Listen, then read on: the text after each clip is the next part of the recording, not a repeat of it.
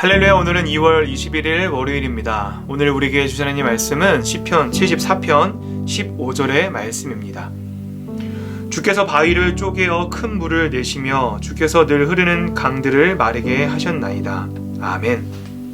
오늘 본문인 시편 74편은 바벨론의 느부갓네살 왕의 군대에 의해서 예루살렘과 이스라엘의 모든 국토가 황폐해짐으로 말미암아 이런 비참해진 상태에 빠져있는 이스라엘 백성을 구원해달라는 간절한 기도문입니다. 여러분, 구약에서는 많은 왕들이 있었습니다. 구약에서 북이스라엘과 남유다로 나뉘어진 상황에서 정말 총 39명의 왕이 있었는데 그 왕들은 제각각 자신들의 나라를 지키기 위해서 그 이스라엘을 잘 통치하기 위해서 다양한 방법들을 사용했습니다. 때로는 자신들의 국력을 키워보려고 노력하기도 했고, 때로는 이방 나라들과 혼인을 맺어서 동맹관계를 맺기도 했습니다. 그리고 이방 민족들의 우상재단을 가지고 들어와서 그들에게 환심을 삼으로 외교력에 노력을 하는 모습도 보이기도 했죠. 하지만 결국 우리가 아는 것처럼 북이스라엘은 722년에 아수르에 의해서, 남유다는 BC 586년에 바벨론에 의해서 멸망하게 되었습니다. 여러분, 보통 한 나라가 강성해지고 다른 나라들과 경쟁해서 살아남기 위해서는 방금 말했던 방법들이 아주 일반적인 방법이었을지 모릅니다. 그래서 사람들은 이야기합니다. 이스라엘이 무너졌던 것은 그들의 국력이 약해서였다고, 그들의 외교력을 잘하지 못해서였다고. 하지만 성경에서는 그렇게 이야기하지 않습니다. 이스라엘이 멸망했던 이유는 그들의 국방력이 약해서도 아니었고 그들의 외교력이 약해서도 아니었습니다. 열왕기하 17장의 말씀을 보면 이스라엘 백성이 왜 멸망하게 되었는지에 대한 이야기를 다루고 있습니다. 그것을 요약하면 이렇게 말할 수 있어요. 이스라엘이 멸망했던 이유는 그들이 바알과 아세라를 섬기며 하나님을 섬기지 않고, 하나님을 의지하지 않고 이방 민족에게서 가져온 우상들을 섬기고 우상들을 의지했기 때문이라고 열왕기하 17장은 그들의 멸망한 이유를 정확하게 말하고 있습니다.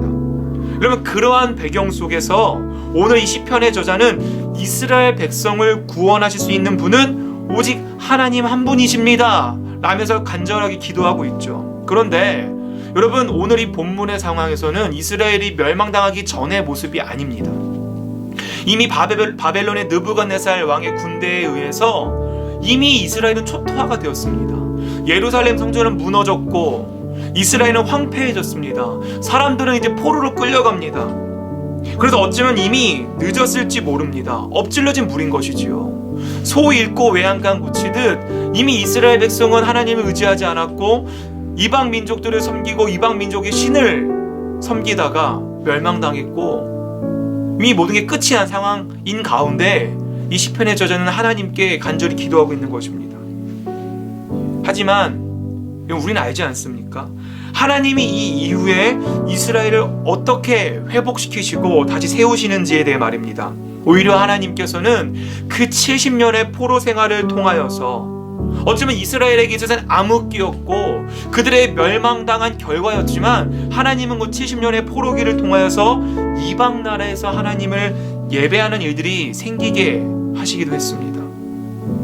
여러분, 우리들의 시선으로 보기엔 가망이 없어 보이고 이미 늦은 것 같지만 하나님의 관점에서는 우리들의 문제는 하나님 입장에선 아무런 장애물이 되지 않는다는 것입니다. 이미 이스라엘은 멸망했다고, 다 끝났다고 사람들은 이야기했을 것입니다. 하지만 하나님은 그들이 하나님께 다시금 부르짖을 때, 소 잃고 외양간 고치더라도 다시금 하나님께 돌아오고 하나님을 붙잡을 때 그 상황을 통하여서 우리가 상상하지도 못했던 방법으로 하나님은 역사하심을 우리는 성경을 통해 발견할 수 있습니다. 사랑하는 성도 여러분, 오늘날 세상을 바라보면 안타까운 일들이 투성입니다. 특히 한국교회를 바라보아도 코로나를 비롯한 여러 가지 이유들로 인해서 사람들은 교회를 점점 떠나가는 것만 같습니다. 교회의 영향력은 점점 사라지는 것만 같습니다. 하지만 이미 늦은 것이라고 누군 말합니다. 앞으로 한국교회는 점점 문을 닫을 것이다. 영향력이 사라질 것이다. 사람들은 비관적으로 말하는 분들도 있습니다. 그러나 그런 상황을 뛰어넘으시는 하나님을 우리가 붙잡을 때에 우리는 이 위기를 기회로 삼을 줄 믿습니다. 왜요? 우리에게 소망이 있어서가 아니라 우리는 여전히 소망이 없을 수 있고 우리는 연약하고 여전히 죄인이지만 우리가 하나님을 붙잡을 때에 그 전능하신 하나님께서 우리의 그 모든 상황을 뛰어넘으시는 하나님의 일을 행하실 줄 믿기 때문입니다. 오늘 하루 살아가시면서 그 모든 것을 뛰어넘으시는 역전의 하나님을 의지하며 살아가시는 저와 여러분 되시길 주님의 이름으로 축복합니다. 기도하겠습니다. 하늘에 계신 우리 아버지여, 이름이 거룩히 여김을 받으시오며 나라가 임하시오며 뜻이 하늘에서 이루어진 것 같이 땅에서도 이루어지이다.